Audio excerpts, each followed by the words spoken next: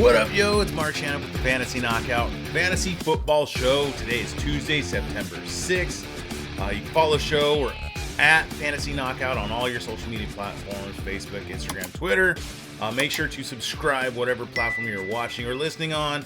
I'm trying to get to 100 subscribers on YouTube, so please share it with your friends. We're excited for today. It's the Week 1 Waiver Wire show. We're going to kick things off. Who are we looking at this week? What's the flavor of the week for quarterbacks and defenses? But first, a quick reminder. I got 2 points for you. The season starts this Thursday, so set your lineups early.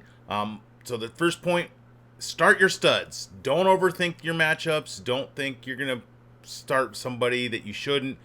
You drafted them to be your studs. Start them. 2, get your Thursday players out of your flex and put them into your normal starting positions. All right, let's talk some news. Good evening, ladies and gentlemen. Here is the news.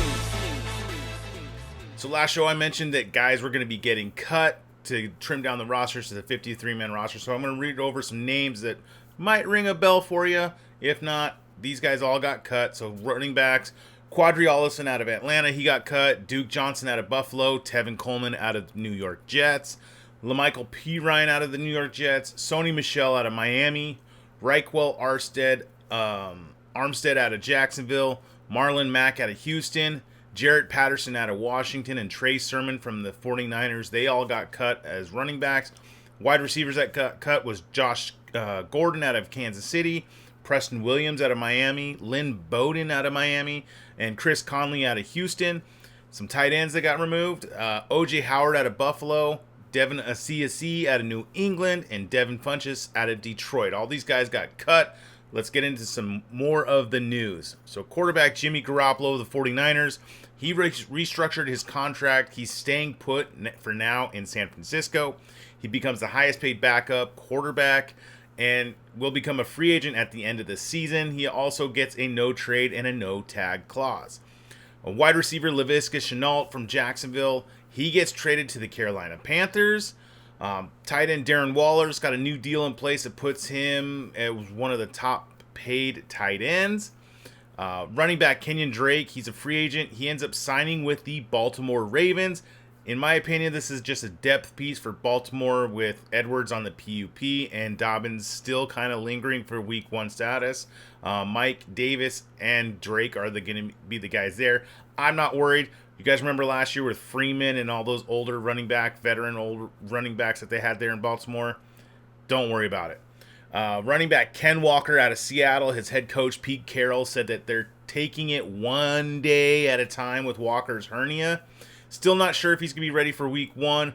I would not count on it. We drafted him to be a season-long play, not a week 1 play. Running back J.K. Dobbins out of Baltimore. The reports say that his status for week 1 is certainly in doubt. We'll know more. I wouldn't expect to play him. I would probably not even put him in my flex this week. I would want to see what happens with his workload first. They're going to ease him into it and not just all of a sudden give him 20 carries to start the season. Wide receiver Jalen Waddle out of Miami. He's believed to be dealing with soft tissue issues, lower body injury. He's been held out of practice for the last 3 weeks. I believe he just returned. His head coach, McDaniels, is very, very, very confident he's going to be ready for week 1. So that's 3 varies. So that's we can start him. Quarterback Russell Wilson out of Denver. He just signed a new new contract, 5 years, $245 million extension to stay there in Denver. So he's going to retire there. Running back Sony Michel, free agent. He signed with the Los Angeles Chargers. They also cut running back Larry Roundtree. Depth move, in my opinion. Running back Trey Sermon, he was a free agent. He gets claimed off of waivers from San Francisco. He is now a Philadelphia Eagle. Again, depth piece right now. Not worried about him stealing any workload. Still love Gainwell there in Philly. Tight end O.J. Howard, he signs with the Houston Texans. Wide receiver Russell Gage out of Tampa Bay.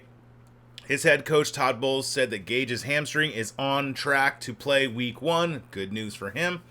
Running back Cam Akers out of the Los Angeles Rams. His head coach, Sean McVay, said Akers and Henderson are good to go. They both are dealing with minor injuries this preseason.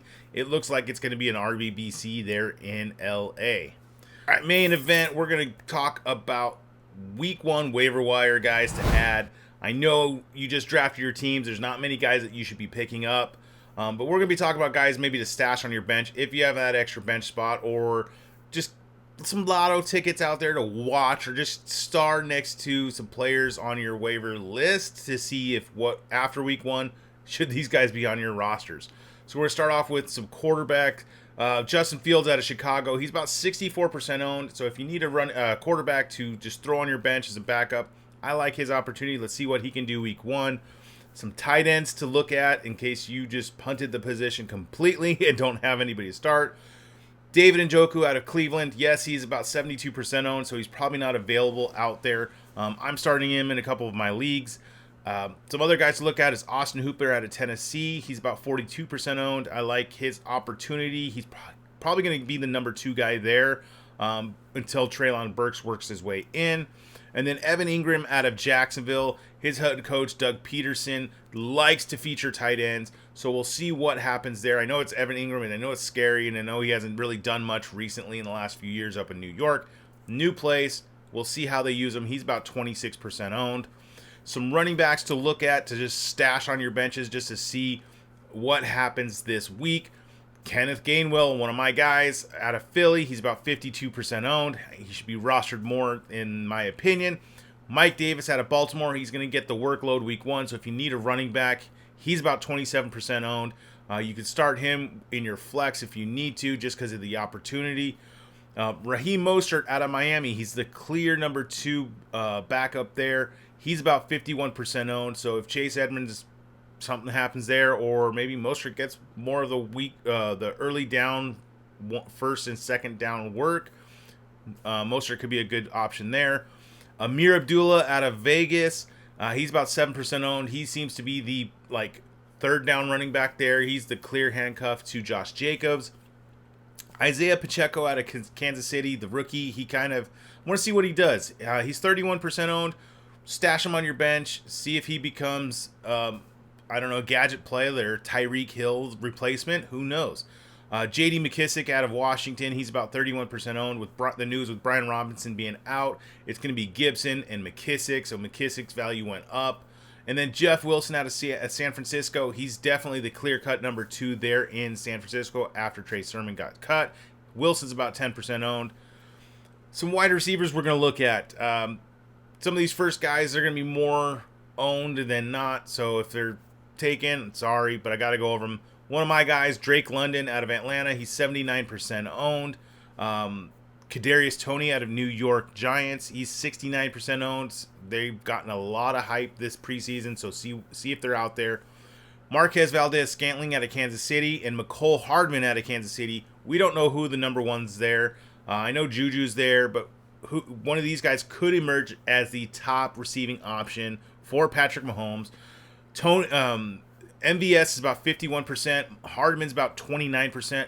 Throw them on your bench. See what the target percentage share is for these guys after week 1. You might have a gem there.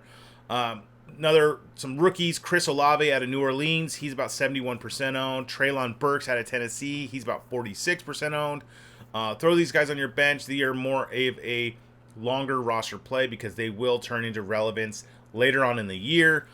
Wan'Dale Robinson out of New York Giants. He's about 10% owned.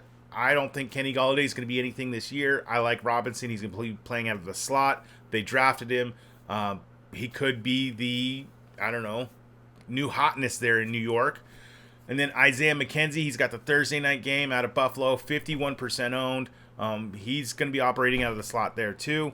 And then Jalen Tolbert out of Dallas, he's about 21% owned. Somebody's got to catch the ball other than CeeDee Lamb and Dalton Schultz. Some streaming quarterback options in case you just did not draft a quarterback or are confident in your quarterback this week 1. Jameis Winston out of New Orleans. He's got Atlanta. He's 46% owned. I like his opportunity. They should be throwing the ball quite a bit there. And then Matt Ryan out of Indianapolis. He's got at Houston. He's about 45% owned. Those are options you can do as streamable options. Then some streaming defenses. In case you just Don't know what to do at defense. Tennessee Titans, they're at the New York Giants. It's Daniel Jones. He likes to fumble a lot. The Tennessee Titans are 37% owned. It's a new offensive coordinator and new head coach there in New York, so we just don't know what they're going to do. Then the Cincinnati Bengals, they are at Pittsburgh. They're 37% owned. They were a solid defense last year. They will be another solid defense this year. There's a new quarterback in town with Trubisky, so we'll see what he can do.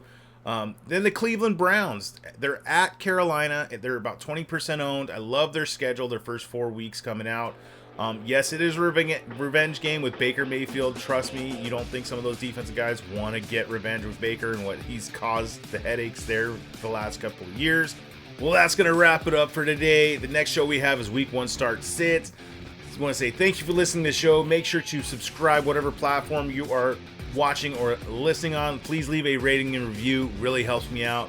All right. Till next time. See ya.